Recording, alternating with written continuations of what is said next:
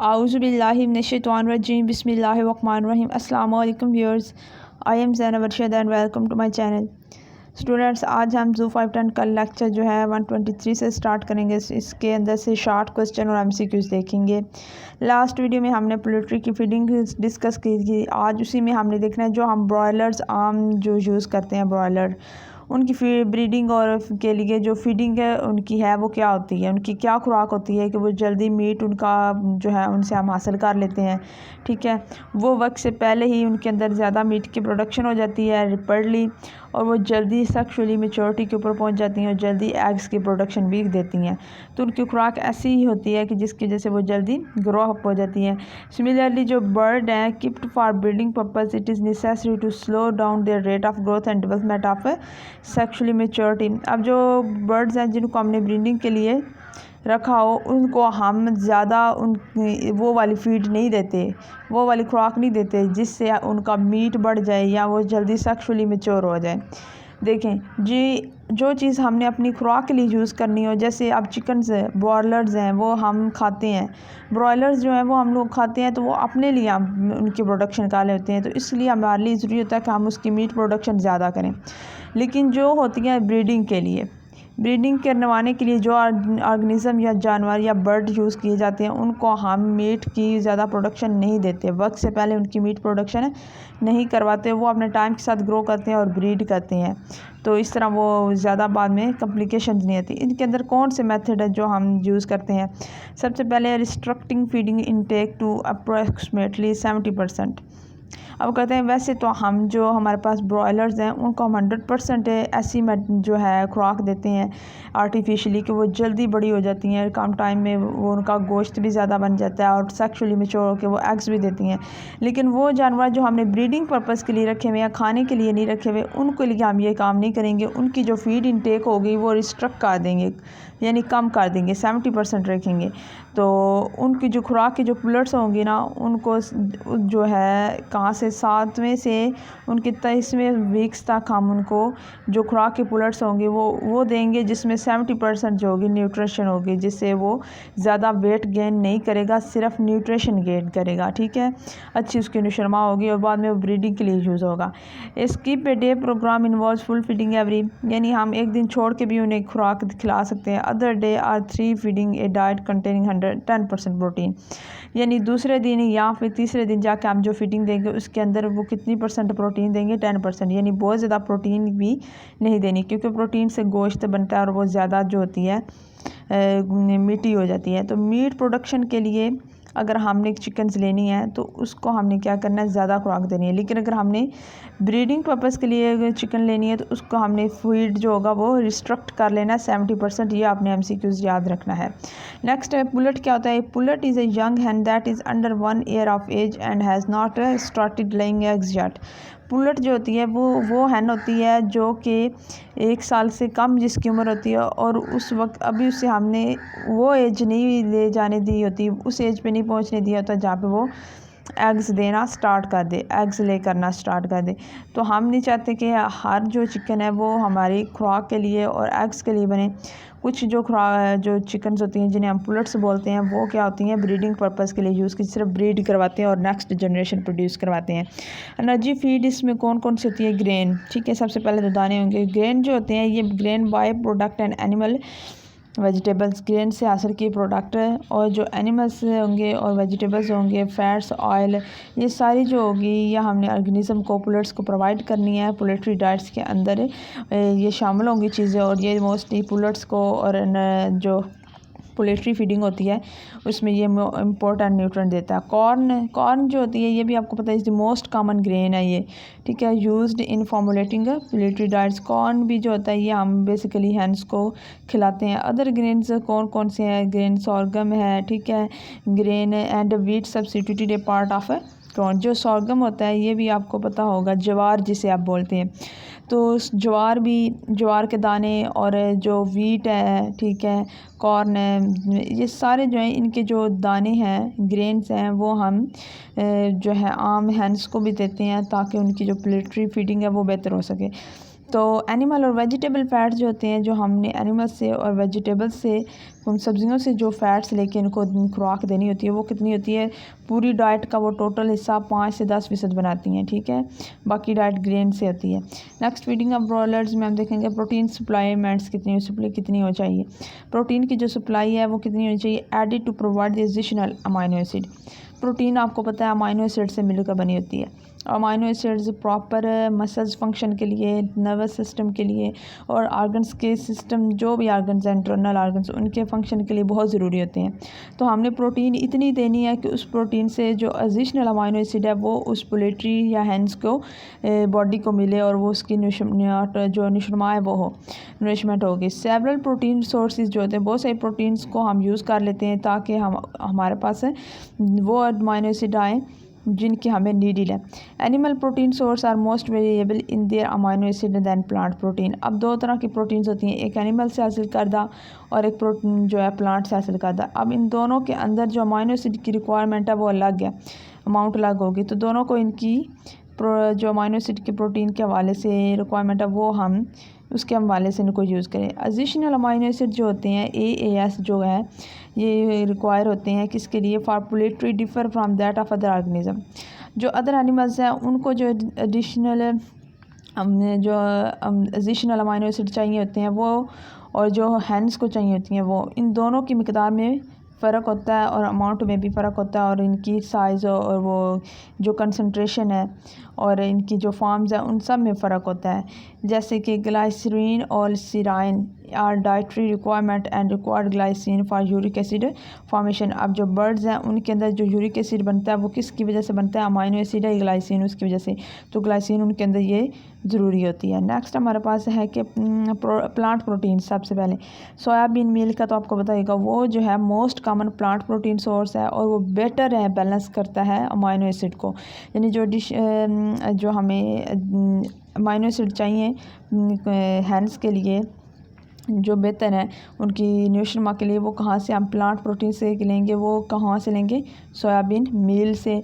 वो इसके as a protein काम करेगा। इसके अलावा हमारे पास कौन कौन सी है जो एडिशनल अमाइनो एसिड हैं, वो कहाँ कहाँ से आते हैं, कॉटन सीड से आते हैं, मील से आते हैं, कॉर्न से, ग्लूटन मील से।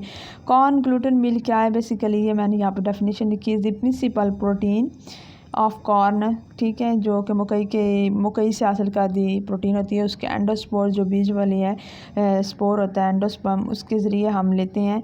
वो किस पे पर है, ज़ाइन और ग्लूटेन पर मुश्तमिल होती है। ये दोनों जो न्यूट्रिएंट है उसके अंदर मौजूद होते हैं और वो जब हैंड्स को देते हैं ये कॉर्न ग्लूटन मील, तो ये दोनों ज़ीन और ग्लूटन जो है उसको जिस्म की तरफ जाता है। इसके अलावा लाइसेंड मील भी ज़रूरी होता है। लाइसेंड में जो लाइन सीड मील है, ये बेसिकली क्या है, अलसी का खाना जिसे हम कहते हैं, ठीक है। ये लाइसेंड मील आपको यहाँ पिक्चर में नज़र आ रहा है, ठीक है।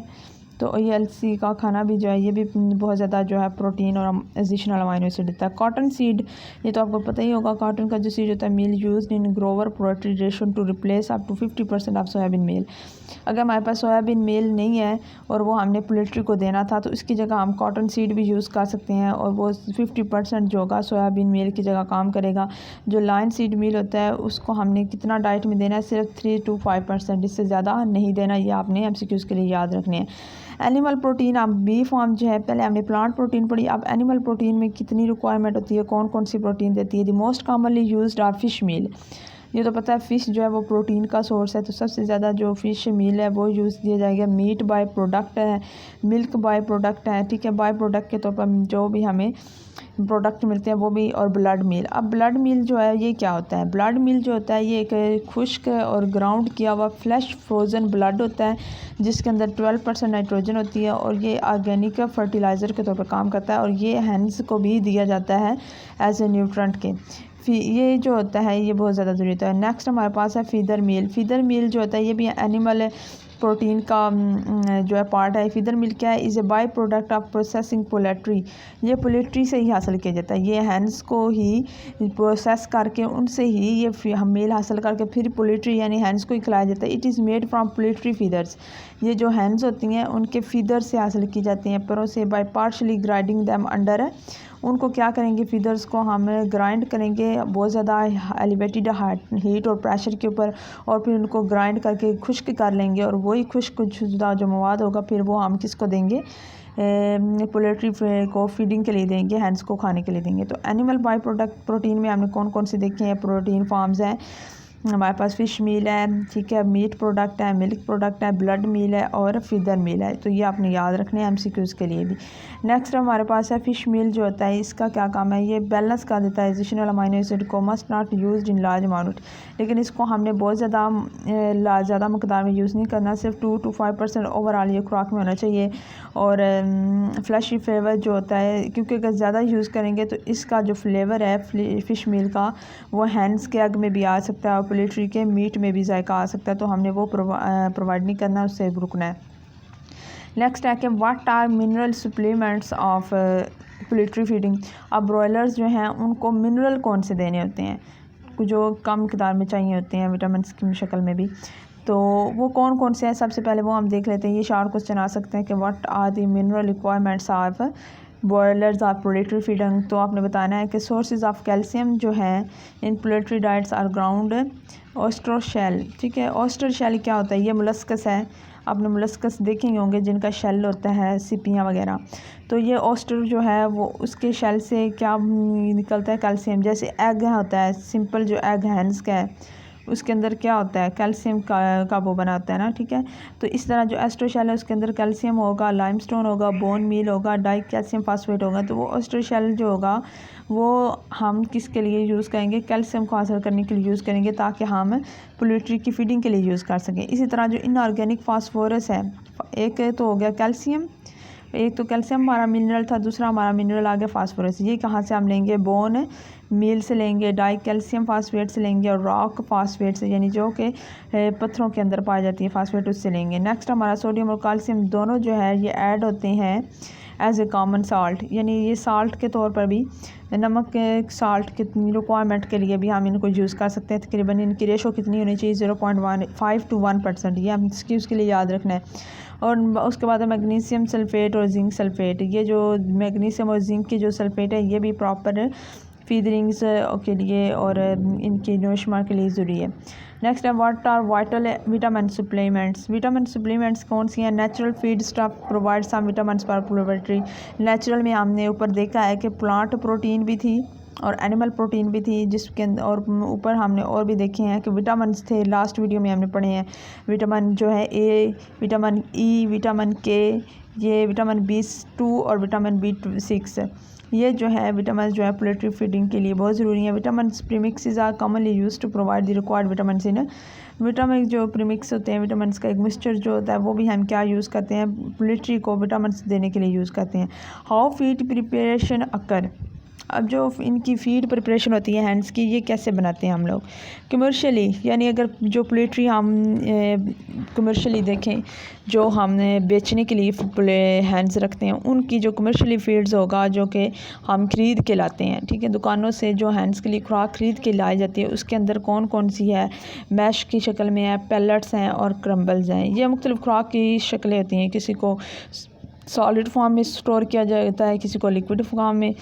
तो ये ऑलरेडी हम पढ़ चुके हैं। Less wastage when using pellets are crumble and poultry grow faster and more commonly used for broilers and turkey then for laying hands. अब ये मुख्तलिफ इक़साम है हैंड्स की, ब्रॉयलर्स भी हैं, टर्की भी है और लेइंग हैंड्स भी हैं। इन तीनों इक़साम को मुख्तलिफ मकदार चाहिए होती है खुराक की, तो वो मुख्तलिफ जो होती है खुराक वो पैलेट्स क्रम्बल और पोल्ट्री के ज़रिए दी जाती है, और ये ग्रो करती है इस खुराक की अंडर फास्टर, ठीक है, बहुत ज़्यादा अच्छी ग्रोथ इनकी होती है। लेइंग हैंड जो होती है tend to become too fat unless they are not to the restricted feeding programs. जो अंडे देने वाली मुर्गी होती है ना, अगर उनकी खुराक को हम कम ना करें फीडिंग करने वाली, तो वो इतनी ज़्यादा मोटी हो जाती है कि वो फिर फीडिंग के लिए पॉसिबल नहीं रहती, तो उसको लिए हमने इंस्ट्रक्शन भी रखनी होती है। नेक्स्ट हमारे पास है कि जो ले हैन है, ठीक है, जो हैंस अंडे देती हैं उनकी खुराक क्या होनी चाहिए, उनकी फीडिंग क्या होनी चाहिए ताकि वो उनकी नरिशमेंट अच्छी हो और वो अच्छे से प्रॉपर टाइम पे एग्स जो है ले कर सकें। What are nutrient requirements of laying hens, nutrient requirements कौन सी हैं लेइंग हैंस की, ये शॉर्ट क्वेश्चन आ सकता है। Nutrient requirements of laying hens कौन सी है? सबसे पहले एनर्जी रिक्वायरमेंट, उनको एनर्जी कितनी चाहिए। तो अगर उनका 2 kg वेट है, एक ले हैन है हमारे पास एग देने वाली है, उसका वेट अगर 2 किलोग्राम है तो उसको उस वेट के हवाले से कितनी एनर्जी चाहिए? 220 यानी 220 किलो कैलोरीज की एनर्जी चाहिए। तो उसमें वो किसके लिए फिर होगा? अगर उसने 70% प्रोडक्शन के लिए, ठीक है, 70% प्रोडक्शन जो उसकी ओवरऑल प्रोडक्शन है बॉडी की, उसके लिए उसे टोटल कितनी एनर्जी चाहिए? 130 kilo calories. 1 kilogram gain per day, यानी अगर वो एक दिन में 1 kg वेट हासिल करती है ना, 1 ग्राम वेट हासिल करती है, तो उस 1 ग्राम वेट को हासिल करने के लिए उसे कितनी एनर्जी चाहिए? 3 किलो कैलोरीज। यानी अगर हर रोज़ वो मुर्गी का 1 ग्राम वेट बढ़ना हो तो उस 1 ग्राम वेट को बढ़ाने के लिए हमें 3 किलो कैलोरीज एनर्जी चाहिए। सिमिलरली दी यूजुअल जो एनर्जी कंसंट्रेशन होती है वो है 2.8 मेगा किलो कैलोरीज पर डाइट, यानी एक डाइट के अंदर कितनी ज़्यादा एनर्जी होनी चाहिए? 2.8 मेगा कैलोरीज जो ओवरऑल उसकी बॉडी को नीड होती है। Energy concentration than 2.3 mega kilo calories energy intake and egg production, और एग प्रोडक्शन को भी के साथ मिलाएं। अगर एग प्रोडक्शन के लिए देखें और पूरी बॉडी की प्रोडक्शन के लिए देखें तो कितनी एनर्जी चाहिए? 2.3 मेगा किलो कैलोरीज, जो बहुत ज़्यादा एनर्जी होती है। तो सबसे पहले हमारे पास न्यूट्रिएंट कौन लेइंग हैंस के लिए क्या सी? एक तो थी एनर्जी रिक्वायरमेंट, नेक्स्ट है प्रोटीन रिक्वायरमेंट। लेइंग हैन जो एग देने वाली अंडी होती है उनको प्रोटीन भी बहुत ज़्यादा मकदार में चाहिए होती है। रिसीविंग उनकी जो डाइट होती है, खुराक होती है, उसमें कितनी एनर्जी कितनी प्रोटीन होनी चाहिए? 3.1 मेगा किलो कैलोरीज पर kg होनी चाहिए। तो जो DM रिक्वायर फॉर 16.5% प्रोटीन, ये जो DM लेइंग हैंस है इसको कितनी प्रोटीन चाहिए?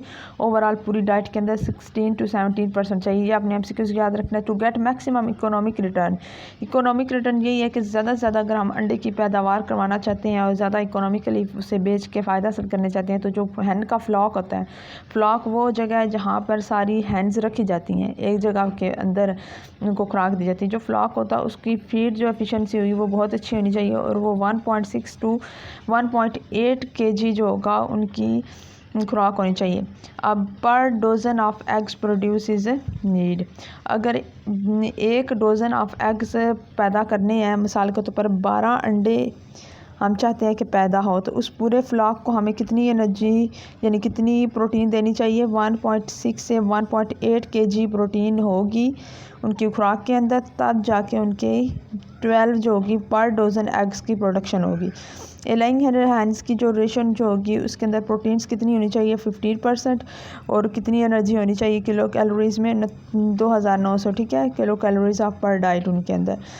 इफ़ेक्ट ऑफ इन्वायरमेंटल टेम्परेचर, अब उनके ऊपर जो लेइंग्स हैन है टेम्परेचर बहुत ज़्यादा अफेक्ट करता है। ज़्यादा टेम्परेचर की वजह से हैंस मर जाती हैं, अंडे नहीं दे पाती, और एक ख़ास टेम्परेचर होता है जिसके ऊपर उन्होंने अंडे देने होते हैं। Small light body weighted hens consume, जो छोटी होती हैं हैंस जिनका वेट बहुत ज़्यादा नहीं होता, वो कितनी ज़्यादा गर्मियों के अंदर कितनी ज़्यादा फीड लेंगी? 90 ग्राम। उस 90 ग्राम में कितने % प्रोटीन होनी चाहिए? 19% प्रोटीन होनी चाहिए, ठीक है। अगर हैंस का वज़न गर्मियों में अगर हम देखें तो एक दिन के अंदर उसे कितनी प्रोटीन चाहिए? हैंस को एक दिन के अंदर, ठीक है, 17 ग्राम प्रोटीन चाहिए, ये आपने याद रखना है। और पूरी समर के अंदर उसे 90 ग्राम चाहिए, ये भी आपने याद रखना है ओवरऑल। और विंटर के अंदर, सर्दियों में, उससे पूरी सर्दियों में कितनी टोटल जो है प्रोटीन चाहिए फीड के अंदर? 110 ग्राम। लेकिन एक दिन के अंदर उसे कितनी प्रोटीन चाहिए? 17 ग्राम पर हैन पर डे, ठीक है। एक हैन को एक दिन में 17 ग्राम प्रोटीन चाहिए, वो वाली हैन जो अंडे देती है। ये आपने इनके MCQs याद रखने हैं, मिक्स नहीं करने। नेक्स्ट जो ये ऊपर जो है फ्लॉक दिखाया गया हैंस का, जहाँ पे डिफरेंट जो है ग्रुप्स की शक्ल में हैंस मौजूद हैं। तो नेक्स्ट जो टॉपिक है वो मैं नेक्स्ट वीडियो में कवर करवाऊँगी। इस टॉपिक में अगर आपको कोई क्वेश्चन हो तो वो आप कमेंट करके पूछ सकते हैं। आज की वीडियो के लिए इतना ही, मुझे दीजिए इजाज़त। अल्लाह हाफ़िज़।